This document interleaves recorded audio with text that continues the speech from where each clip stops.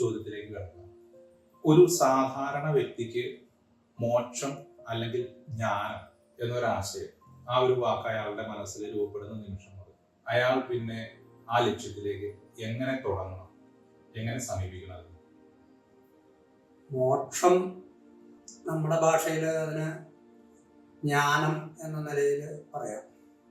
ഇപ്പോൾ മോക്ഷമായാലും അല്ലെങ്കിൽ ജ്ഞാനമായാലും അതിനൊരു ആഗ്രഹം ജനിക്കുക എന്ന് പറയും.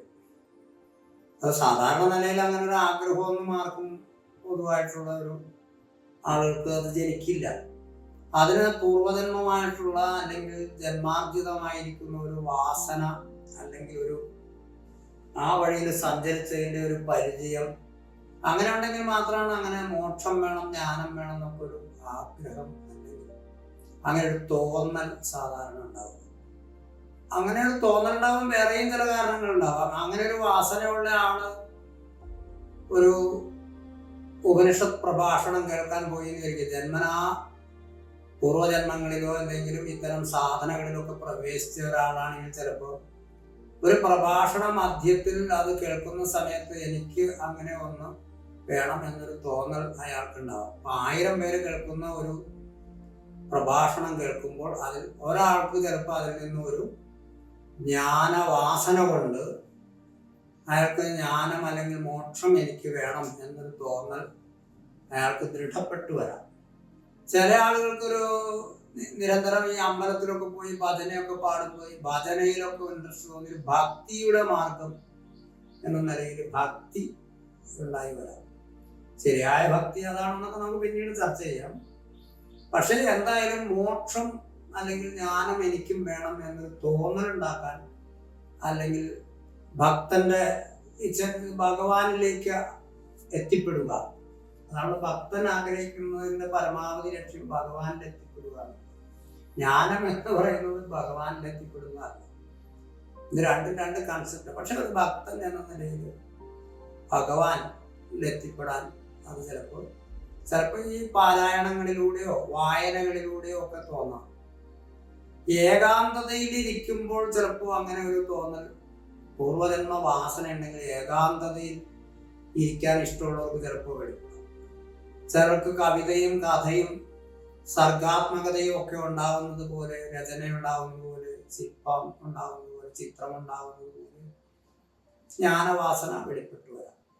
അങ്ങനെ വെളിപ്പെടുന്നതിൻ്റെ അനുസരിച്ചിട്ടാണ് അയാൾ ഒരു മോക്ഷം ആഗ്രഹിക്കുന്ന ഒരാള് എന്ന് വേണമെങ്കിൽ അതിനെ പറയാം.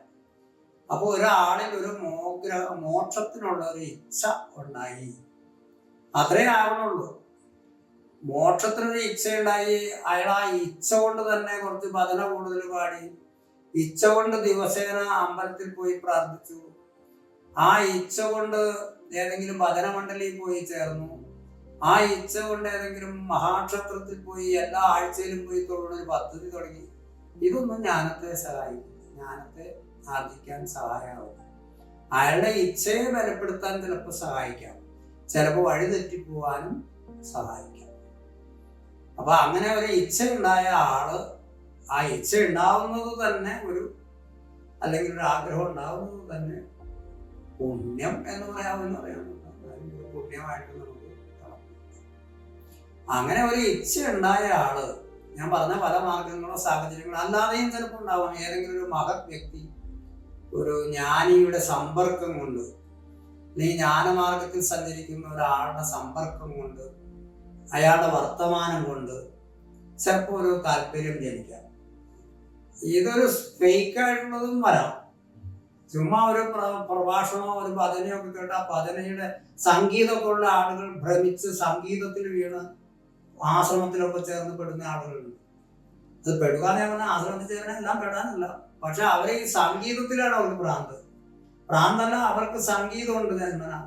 ഇപ്പൊ പാട്ടിൽ നല്ല ആകർഷണമുണ്ട്, നല്ല പാട്ടുകളൊക്കെ കേട്ടാൽ അതിൽ ലയിക്കാം എന്ന് വിചാരിച്ച് നിരന്തരം അതില് ഈ സംഗീത സാധനയുടെ നൈരന്തര്യം കൊണ്ട്, അതും കണ്ടിന്യൂ ആണ്, നൈരന്തര്യം കൊണ്ട് അവർ ചിലപ്പോൾ അങ്ങനത്തെ അത് കൊണ്ടു നടക്കുന്ന പദ്ധതികളിൽ ചെന്ന് ചേരാം.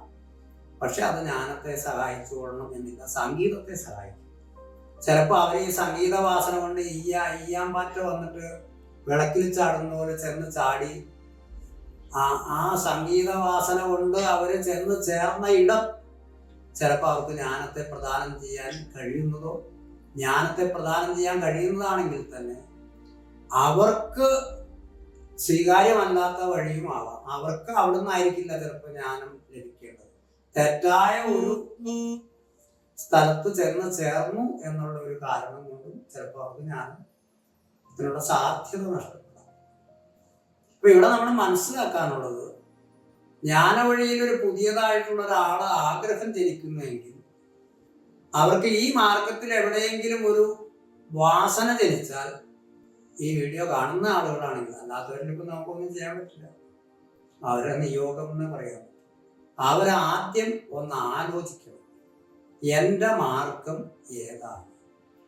ഏത് മാർഗമാണെങ്കിലും ഒരു ശരീരഗുരു ഇല്ലാത്ത ഒരാൾക്ക് ജ്ഞാനസമ്പാദനം സാധ്യമല്ല എന്ന് നമ്മൾക്ക് നമ്മുടെ ജ്ഞാന പാരമ്പര്യത്തിൻ്റെ ഘടകങ്ങൾ വെച്ചുകൊണ്ട് പറയാൻ സാധിക്കും. ഒരു ശരീരമുള്ളൊരു ഗുരുവാണ്. പലരും അങ്ങനെയൊന്നും വേണ്ട, ഈശ്വരൻ തന്നെയാണ് ഗുരു. ഈശ്വര ഗുരുവാണ്.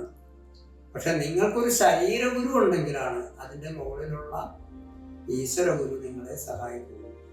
അപ്പൊ ശരീരഗുരു വേണം, അതായത് ഒരു ശരീരമുള്ള ഗുരു വേണം. അപ്പൊ ചില ആളുകൾ ചില മഹത്തുക്കളുടെ ഒക്കെ പേര് പറഞ്ഞിട്ട് അവർക്കൊന്നും ഗുരു ഇല്ലല്ലോ, അവർ ഗുരു ഇല്ലാതെ തന്നെ ജ്ഞാനത്തിൽ എത്തിയല്ലോ എന്നൊക്കെ പറയാം. അങ്ങനെ പറയുന്നെന്ന് മാത്രമേ ഉള്ളൂ. അവർക്കൊക്കെ ഗുരുക്കന്മാരുണ്ട്. അങ്ങനെ ഗുരുക്കന്മാരില്ല എങ്കിൽ അവരെ ജ്ഞാനത്തിൽ എത്തി എന്ന് പറയുന്നതും ശരിയായിരിക്കണം എന്ന് ഏതെങ്കിലും ഒന്ന് സംഭവിക്കും. അതേസമയം ഒരു ശരീരഗുരു, ജ്ഞാനപാരമ്പര്യത്തിലുള്ള ഒരു ശരീരഗുരു ഉണ്ടെന്ന് വിചാരിക്കുക, ആ ഗുരുവിനെ കൊണ്ട് കഴിയുന്നത്ര ഇവനെ എത്തിച്ചാൽ ബാക്കി എത്തിക്കാൻ അതിൻ്റെ മുകളിലുള്ള ജ്ഞാനഗുരുക്കന്മാർ അവനെ സഹായിക്കും. പക്ഷെ ഒരു ശരീരഗുരുവിനെ തിരഞ്ഞെടുക്കുക, ശരീരഗുരു എന്ന ഒരു ശരീരമുള്ള ജീവിച്ചിരിക്കുന്ന ഒരു ഗുരുവിനെ സ്വീകരിക്കുന്നതാണ് ജ്ഞാനമാർഗത്തിൻ്റെ അല്ലെങ്കിൽ മോക്ഷമാർഗത്തിൻ്റെ ആദ്യത്തെ ഒരു തുടക്കം എന്ന നിലയിൽ അതാണ് നമുക്ക് സാധ്യമാകുക. പക്ഷെ അത് വളരെ സൂക്ഷിച്ചും കണ്ട് വലിയൊരു വിഷയമാണ്, നമുക്ക് ഗൗരവമായിട്ട് ചർച്ച ചെയ്യേണ്ട ഒരു വിഷയമാണ്. ഇപ്പൊ ഗുരുക്കന്മാരെ സ്വീകരിച്ചിട്ടുള്ള ആളുകൾ ഉണ്ടാവാം, അവർക്ക് ചിലപ്പോൾ ഞാൻ ഈ പറയുന്നതിൽ കൺഫ്യൂഷൻസ് ഉണ്ടാവാം. തൽക്കാലം അവർ കൺഫ്യൂഷൻ ഒന്നും ഇല്ലാതെ ഇത് കേൾക്കുക മാത്രം ചെയ്യുക. പെട്ടുപോയിട്ട് ചില ഗുരുക്കന്മാരുടെ അടുത്ത് പോയി പെട്ടുപോയിട്ട് ഊരാൻ പറ്റാത്ത ആളുണ്ടാവാം, അവരും ഇത് സഹിക്കുക. പക്ഷെ നമ്മൾക്ക് സ്വന്തം നിലയിൽ ചില ആളുകൾ ചില സാധനങ്ങളൊക്കെ തുടങ്ങും ഒരു വാസന കൊണ്ട്. അതൊക്കെ പ്രാപ്യമാണോ ശരിയാണോ എന്ന് നമുക്ക് ചിന്തിക്കേണ്ടതാണ്. അപ്പൊ നിങ്ങൾ പറഞ്ഞതിൽ ആദ്യത്തെ ഒരു കാര്യം ഒരു ഗുരുവിനെ കണ്ടുപിടിക്കലാണ്. അപ്പൊ അത് ഈസി ആയിട്ടുള്ളൊരു സംഗതി അല്ല. അതാണ് നമ്മൾക്ക് ആദ്യമായിട്ട് ആ ചോദ്യത്തിന്റെ ഉത്തരം എന്ന നിലയിൽ ആദ്യമായിട്ട് അവർ ചെയ്യേണ്ടത് എന്താണ് എന്ന് ചോദിച്ചാൽ, അവർക്ക് ഉണ്ടായ വാസനയ്ക്കനുസരിച്ച് ഒരു ശരീരഗുരുവിനെ കണ്ടെത്തലാണ് അതിൻ്റെ പ്രാധാന്യം.